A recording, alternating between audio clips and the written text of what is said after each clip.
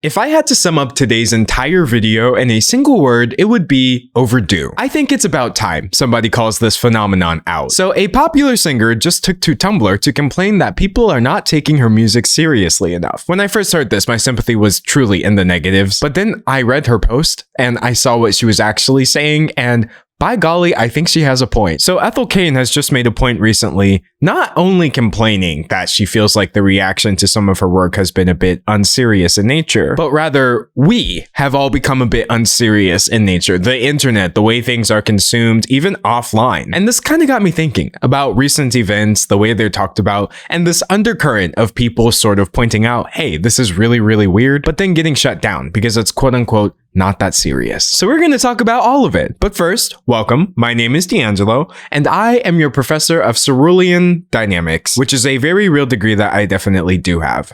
Or maybe this is just me broadcasting myself, talking in my room like YouTube used to be. And in today's lecture, this is something I have actually wanted to discuss for a while. I never really had the right in because I didn't just want to sound like I was complaining abstractly about young people. But really, I did like the barest bit of research after reading her post, and I realized this isn't a young people problem. This is an everyone problem. So if you've never heard of Ethel Cain, the best way to describe her success is cult following. She's not exactly a top 40 radio artist, but she definitely does have a very large, very vocal fan base. I think she has some great music, like American Teenager, but it's actually worth noting that the vast majority of her music does not sound like American Teenager. This is a pop song through and through, but it's actually part of a very dark album called Preacher's Daughter, where most of the music is actually kind of scary, kind of off-putting. The exact kind of music I'm into is what I'm getting at here. And so that's why I say she's not exactly a top 40 radio artist. You probably wouldn't catch most of them releasing a concept album about a woman who is literally kidnapped and eaten, but she makes it sound good, which is really all you got to do with music. And so that's why her fans were very excited when she announced a new album coming out next year. I'm so excited that this is a winter album, screaming and freaking out in my hotel room.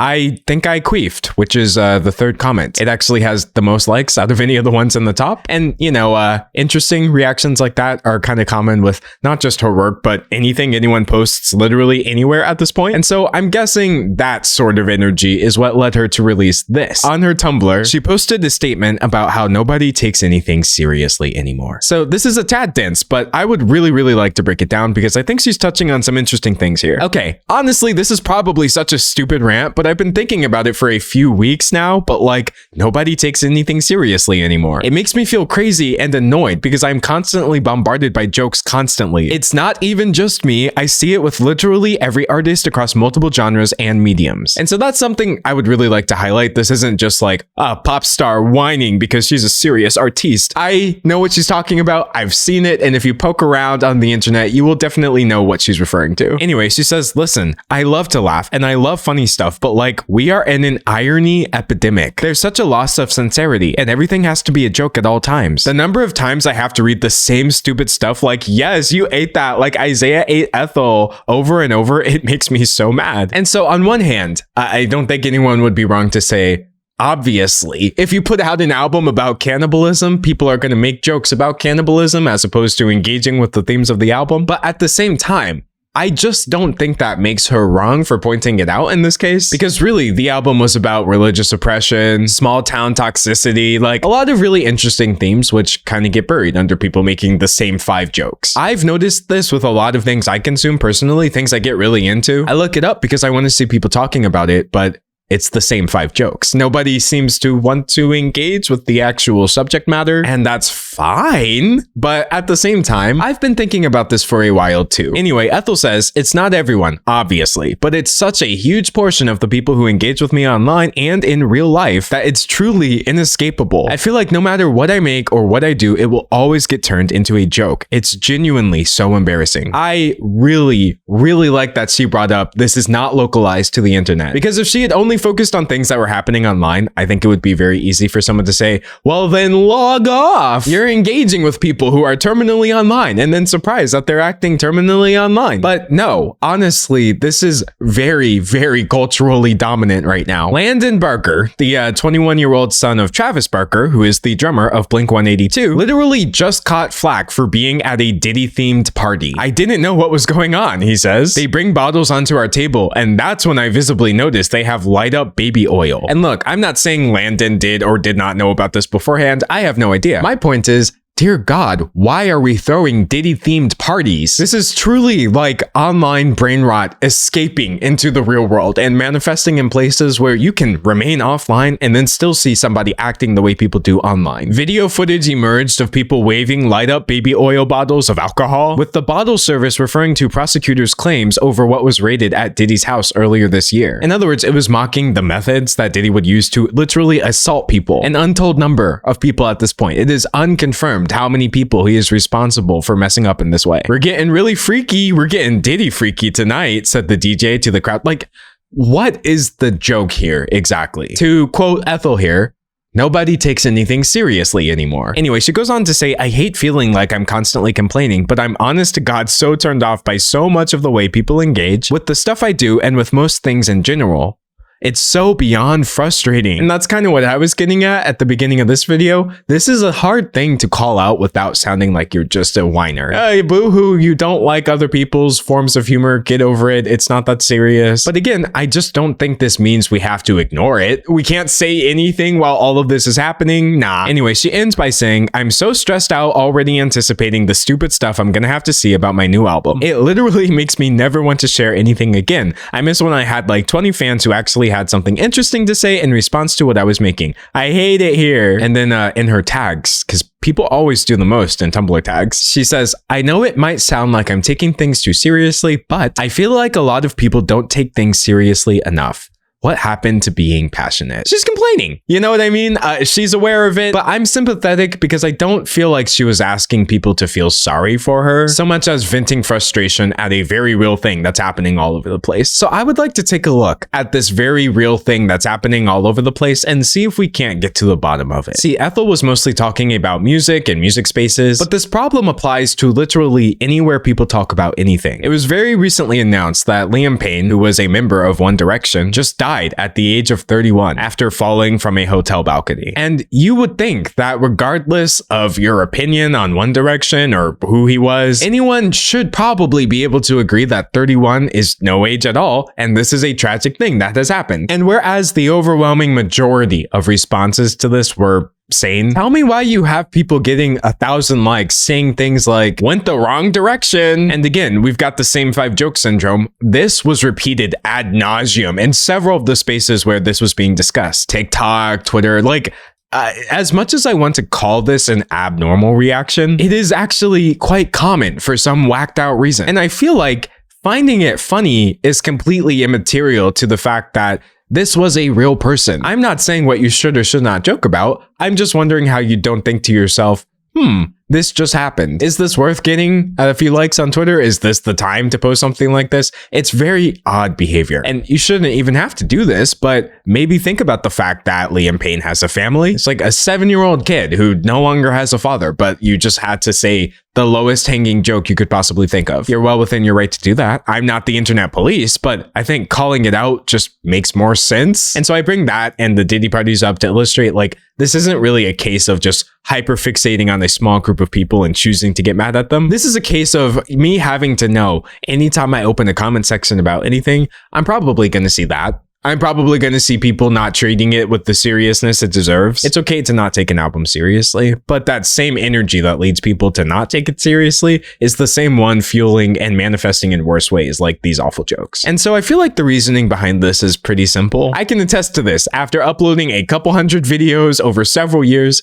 I have a bit of data on how people react to things. A lot of people will single out the part that is easiest for them to engage with, and they will react to that almost as if in a vacuum. So in Ethel's case, this is humor, right? It's easier to spend 20 seconds to fire off a cannibalism joke than it is to think about, what is this album actually about? That's what's happening with Liam Payne as well. It's easier for people to engage with a joke than it is for them to hold space for grief. People default to what is comfortable. even if it is at the expense of others. But humor is not the only thing people single out of these situations. Another thing that people love to single out and not engage with fully are headlines. Study. Few people read what they share. We feel more knowledgeable when we share articles, even if we haven't read them. And I'm doing that right now as we speak. Now, granted, I have read this. It's from Psychology Today, so I just wanted to make sure. Are they actually referencing a real study? Yes, they are. It's from the Journal of Consumer Psychology, etc. Like, I do my due diligence, but we are headline people. We take the absolute shortest way something can be expressed, and we react to that. I don't think that that's wrong. However, I have seen that people are way too willing to read a headline, look at how the person who posted it is presenting it, and then just believe that the headline supports that person's context, even if it doesn't, and then they'll just fire off a fully formed opinion about it. There is so much discussion online, entire like news cycles of discourse over things that people have not actually read, and it's crazy. So many reactions to videos that nobody's watched. That's why I really like making content, because I think it's pretty fun to actually get into what people are saying and try to break it down. Imagine if I had never actually tried to engage with Ethel's post. If I just left it at my headline, which is, hey, popular singer is complaining that people aren't taking her seriously, well, all of a sudden that makes Ethel look terrible, and that makes me sound cool for not taking her seriously. In a way, it has actually become a flex not to engage with things. This meme, which I've used before, gets reposted everywhere.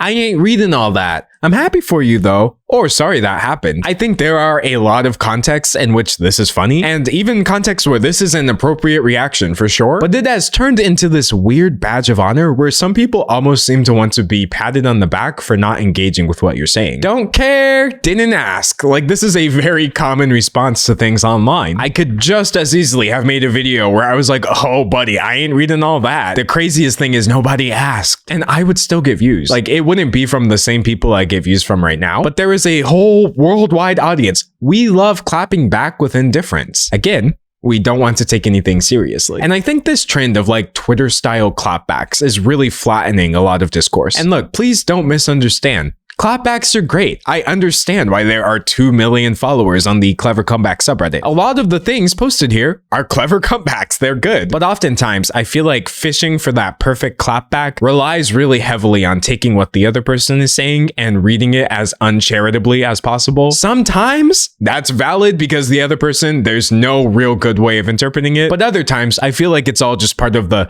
Clever Comeback industrial complex where we all want to have that moment, just like a mic drop moment where I got you and I proved that you had nothing valuable to contribute. That to me is another example of singling out the easiest part to engage with and only focusing on that. We react to headlines, we react to snippets, we upvote clapbacks for things we didn't read the original response to.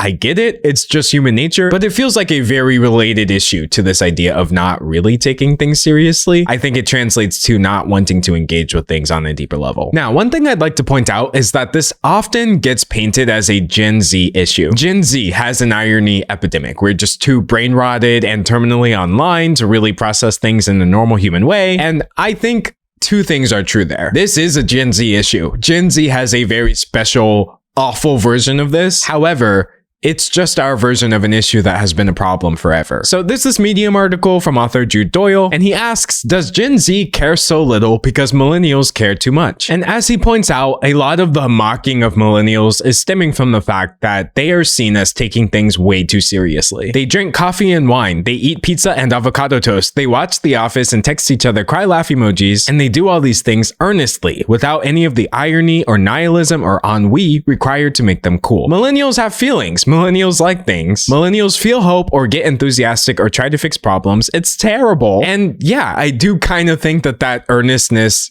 repels people, especially younger people. Now, it's in moments like this where I actually really enjoy being 26. Yes, I am Gen Z, but I am very much old enough to know what millennial culture is. I was literally right there while it was all happening, and in many ways, I partook in it. I was there when the girlies did their mustache finger photos. I was there for all of your strangely Instagram filtered posts about your breakfast. I was there when it was epic and cool to care about things, and then I saw it turn into cringe. I witnessed in real time pop culture turn into cringe culture and get replaced with a new pop culture, which is horrifyingly apathetic, honestly. But what is genuinely hilarious about this conversation is that millennials used to be considered too ironic. There was a point where everyone kind of agreed, wow, millennials don't seem to take anything seriously. They are annoyingly insincere and they're drenched in irony and it's not cute. Millennial irony. Like this was a trend. If you're older, I need you to back me up in these comments. Look at this. You've got the Salon article from 2014. Are millennials too cool for sincerity? The truth about our love affair with irony. How irony transformed from a weapon into a mask used to protect us from appearing uneducated, overeager, or uncool. You have to like really tailor your Google search to filter out articles written after a certain point. But if you look back, you can very easily see the same things that are said about young people being said about millennials. Look at this.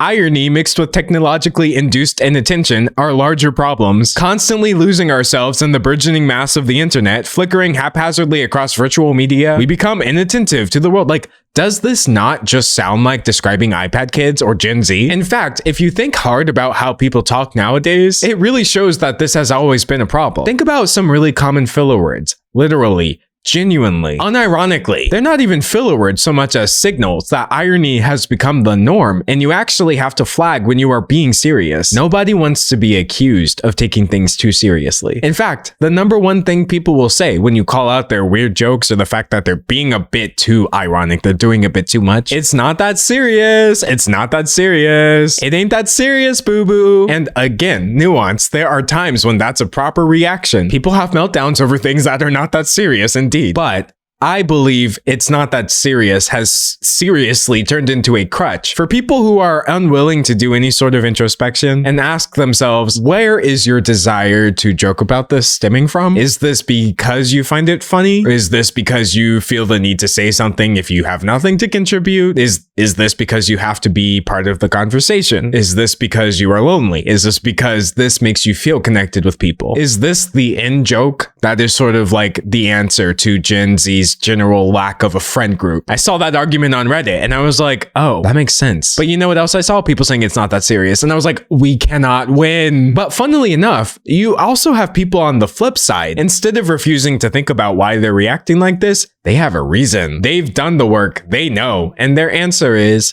dark humor is how I cope. During the pandemic, the New York Times put out this little Q&A for students called, "Is it okay to laugh during dark times? Humor is one of the main coping mechanisms during periods of sickness, death, and anxiety. Is it appropriate to make jokes in a pandemic?" And of course, if I react to the headline, my answer is, yeah, you can totally make jokes about the pandemic or during the pandemic. There are so many ways to find humor in tough situations without actually mocking people who are dying. And sort of looking at these student responses to this, laughing is a way to cope with so many things. We're stuck in this very scary and long pandemic. The way I cope is by laughing and having fun. If you don't laugh, you will cry. I believe all those kids are fine. They are correct. I agree with them. However, I see this get used as an excuse by people who are not doing the same thing at all. Okay, sure, it is generally traumatizing to be in this world. You can kind of just exist casually and take in information, and a lot of it will be truly awful. But I don't think any sort of collective trauma is really going to justify mocking the trauma of others. I've just seen dark humor helps us cope used a bit too often as a response to people making fun of other people's situations. What are you coping with? You know what I mean? Is your dark humor helping them cope?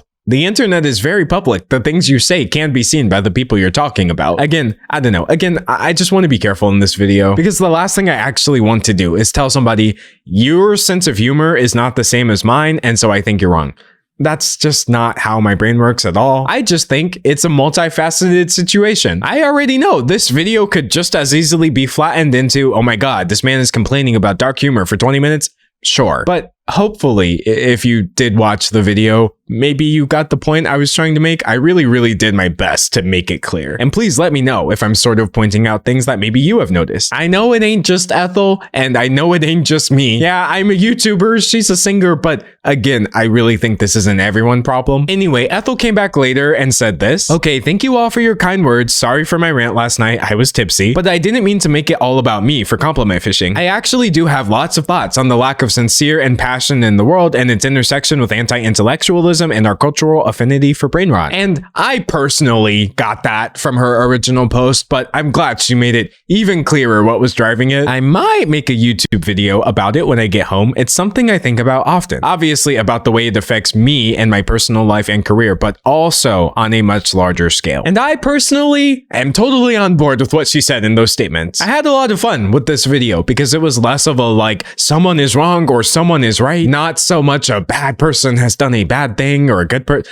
I just feel like she had a really cool point, and I wanted to tie it to some things that I had been thinking about as well. But that's my take on the situation. Dave's take on the situation is that it was not and never has been that serious. And I'm of course excited to hear your take. I mean, this is the part of the video where a layman would ask you to subscribe, like the video, and leave a comment, but I will ask you to enroll, evaluate the video, and submit your feedback. Because I am of course running a 100% completely, totally, all the way, okay, maybe not really, somewhat unaccredited university.